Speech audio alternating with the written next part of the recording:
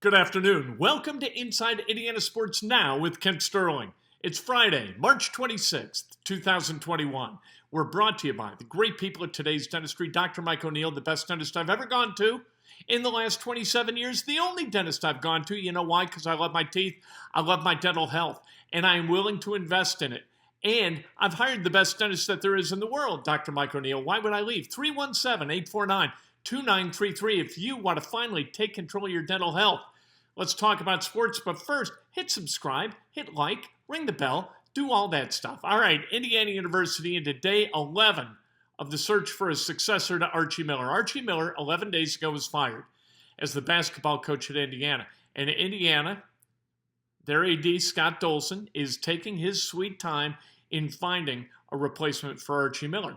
In the meantime, players are asking Indiana University to list their names in the NCAA transfer portal. So here's what happens. You either list your contact information when you have your name added to the transfer portal or you don't. If you list your contact information, schools are allowed to contact you. If you don't list your contact information, then it's up to you to make the call. Most people, they list their contact information. And so here's what can happen. Schools can contact these players and say, hey, we got you. You could be re-recruited to a school and to a coach that you absolutely believe in today, tomorrow, and always. Not necessarily will that coach be there like Archie Miller.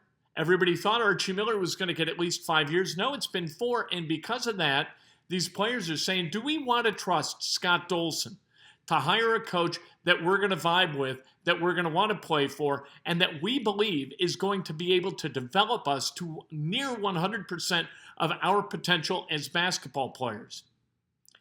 And if that answer is no, the name goes in the portal, and coaches, they call, they write, they text, they get all over these guys and sell them on the idea that they could go to another school and accomplish their wildest dreams playing basketball. Khristian Lander could hear from Louisville, from Chris Mack. And Chris Mack could say, Khristian, you come down here. We're going to get you ready to play in the NBA. And Khristian says, that sounds pretty good. Right? Jordan Geronimo. He could get a call from Rutgers. Rutgers in New Jersey, where Jordan Geronimo is from. And he could say, you know what? That's really close. That's a great idea. I want to be there. Right? Armaan Franklin could decide to go to Butler, could decide to go to Purdue.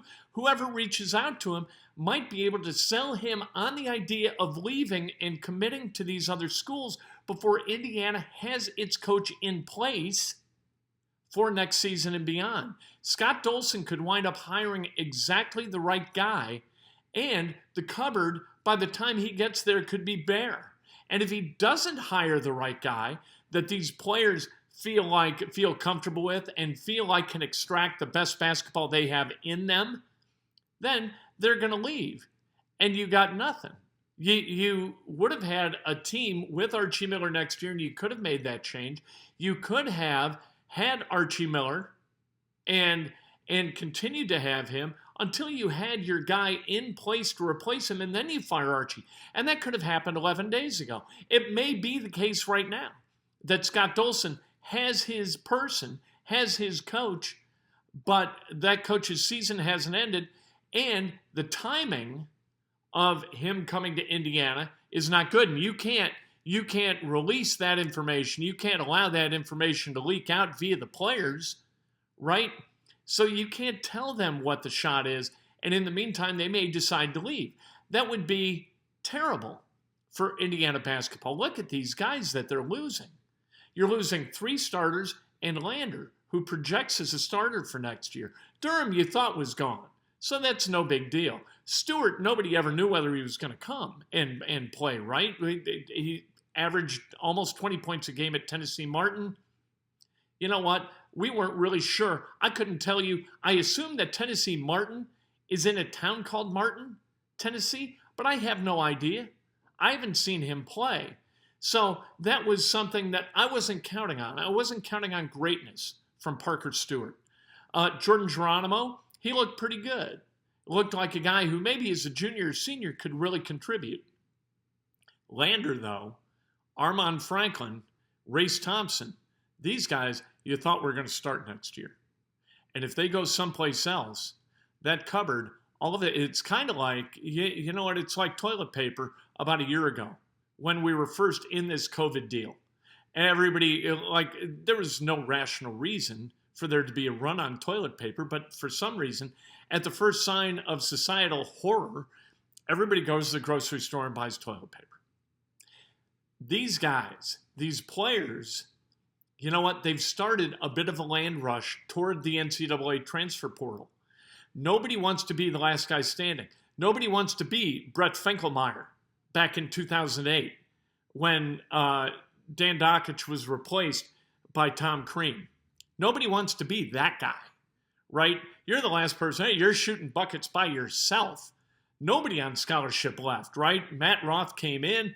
I don't know what the hell was going on. It was what it was. And somehow Indiana got through it. But it was after 2 years of complete misery and torture watching Indiana try to compete while being severely undermanned and being coached by an energetic lunatic who at that point was kind of beautiful and exactly the guy that Indiana needed. Now, he sort of metastasized into something that Indiana didn't need. Fred Glass made the right move at the right time, and maybe Scott Dolson has made the right move, but if Scott Dolson slow plays this deal, it could all go poof, and all of a sudden, we got another 2 years of abject mediocrity, and that's not something that I'm interested in. Marquette, here's what Marquette did a week ago today. They fired Wojo as their coach. Today, it's being reported that the hire of Shaka Smart is imminent. His buyout at Texas, pretty significant. Marquette's going to cut the check. You know, it's not that far removed. That buyout is not that far removed from the buyout of Nate Oates at Alabama. And Alabama people keep coming at me and saying, oh, he's got a huge buyout. Brr, brr, brr, brr, brr, brr. Buyout doesn't mean a damn thing to Indiana University. Indiana spent $10.5 million to make a guy go away. You think that they're not going to write another check for 12 to go get the guy that they believe can lead them back to glory? You out of your mind. Musselman at Arkansas. Who knows? But they're similar. They're like leather from the same cow, right? That's what they are compared to like Sampson, Crean, and Miller, for God's sake. When are we going to stop hiring a resume? Hiring the hot coach, Porter Moser, a hot coach, and he deserves to be hot. He is terrific. He is a really good basketball coach. Watch Loyola tomorrow, and we'll talk about that game in just a few minutes. Loyola, Oregon State. And watch Oregon State try to figure out how to attack what Loyola does defensively. They are so well coached defensively. Porter Moser is beautiful as the coach at Loyola. That doesn't necessarily translate into being the head coach at Indiana and being successful. We've seen other guys who are successful elsewhere go to Bloomington and not be successful, and all of a sudden 9 years later, 4 years later, 2 years later, we're back in the spot that we were. We don't need to do that again. Do it different. Please, whatever you do, Scott Dolson, do it different somehow. Do something other than vet resumes. And thank God there's no search committee and there's no search firm. None of that crap. Right now, as Scott Dolson tries to figure out who the coach is, I just want the coach to be there. I want the kids who are there to feel good about that coach. I want recruiting to ramp up, get talented guys, and turn this monster loose, right? Doesn't seem like what we do. In the meantime, now Texas has an open job. So you wanted Chris Beard? You think Chris Beard is going to come to Indiana instead of Texas if Chris Beard decides to go anywhere? Not a chance. Not a chance in the world. He's a Texas guy, for goodness sake. As the days tick off, we got an opening that is going to become less coveted because there will be more openings. And that's just the way it is. Minnesota, they hired the guy in like a minute. Maybe they hired the wrong guy. I don't know. Am I getting nervous because Dolson hadn't made a move? Yeah, I'm getting nervous because Dolson hadn't made a move. And we have no idea what he's doing or whether he's capable of making the right move because he's never made a move. So we don't know. At least with Fred Glass. Like if Fred had decided to fire Archie, you'd say, You know what? He kind of slow played the last basketball hire, but when he fired Kevin Wilson and hired Tom Allen, he did it in about 15 minutes. That's the way you make the change. I was hosting the show on CBS then here in town, and right when it happened, I was like, what? There's no search? We're not going to look for the right coach? You know what? Fred did exactly the right thing. He went with his gut. He fired Wilson for what he thought were egregious kind of miscues as the leader of that football program. And immediately he hired Tom Allen because he felt he was the right guy. I like that. That worked out. That we've seen that works. So I wish we had done that again. Maybe they've got their guy. I don't know.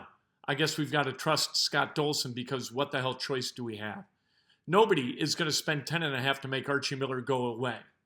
No booster is going to do that without the promise of something, an improvement on some level. And if this thing unravels, people are going to get really hot. People are not happy this year with Archie Miller. This thing unravels, people are going to get downright miserable where it comes to Scott Dolson. Let's talk about tomorrow's NCAA games. Loyola, a 7-point favorite over Oregon State, the 12 seed. I got Loyola covering that game. I think they win. I don't think Oregon State has ever seen defense like Loyola's. They're going to have a lot of trouble scoring the basketball. I think Loyola wins in a relative walk, 15, 18 points. Baylor, 7.5-point favorite over Villanova. By the way, that Loyola game at 2:40 tomorrow afternoon. Baylor, 7.5 points, a favorite over Villanova, 5:15 tomorrow. I've got Baylor. I'm laying the points. I'm cool with that. I think that Baylor beats Villanova. They're depleted from a manpower perspective. I think Villanova has done very well as a 5 seed getting to the Sweet 16. Arkansas against 15th seeded Oral Roberts. I'm taking Oral Bob, not just the points. Minus 11. Arkansas, the Razorbacks, an 11-point favorite. I'm taking Oral Bob to take this thing straight up. Taking them money line, baby. Oral Roberts is going to become the first 15 seed in the history of the NCAA tournament to advance to the Elite Eight. And it's going to be a beautiful thing to watch. Houston, minus 6.5 over Syracuse. I think Houston wins, but I think it's going to be a tight game. I think Syracuse stays in it because they are going to hit threes. Syracuse is going to cover. I'm taking that, or I'm receiving the 6.5 points, but I think Houston is going to survive and advance. So there you go. Pacers tonight in Dallas. Luka Doncic is injured. He's got a back deal, so he may not play tonight, but he may play tonight. The Mavs right now, a 1-point favorite. We'll see what happens. We know that TJ Warren's going to be out for the rest of the year. The IU women's basketball team, they take on top-seeded NC State tomorrow night, 6 o'clock. Can't wait for that one. Allie Patberg and that whole gang of Lady Hoosiers, I think they're fantastic. They defend at an intense level as well. They really just beat Belmont up the other night, and I think they're going to be able to hold their own against NC State. We'll see if they're able to vanquish NC State. Colts, they stood pat for the day. No news out of the Colts today. We heard yesterday on Pat McAfee's show that T.Y. Hilton was about 5 minutes away from signing with the Ravens. He was signing with somebody at 3 o'clock, 2:55. Chris Ballard texted and said, are we going to get this done? Then Jim Irsay texted, and T.Y. said, all right, you know what, 1 year, $10 million, good deal for everybody. Dick Stockton retired. This is terrible news for sports fans who like to nap during otherwise exciting sporting events. Dick Stockton was a somnambulist. He never failed to drain the energy from the sporting event that he called. What are you going to do? 55 years in the business. The best thing about Dick Stockton you can say is that he was inoffensive. And that's for sure. He was inoffensive. Not bad at his job, not good at his job, but employed at his job. And doing that job for 55 years, being employed at it, that's a hell of an accomplishment given Dick Stockton's kind of lack of cut-through ability during a broadcast. Monday morning, hopefully we got some news about the Indiana Hoosiers. We'll talk about it straight up, 6 o'clock, live on Facebook, and right after that on YouTube. Have a great weekend. Enjoy yourselves. Hoop up. Let's go, Indy.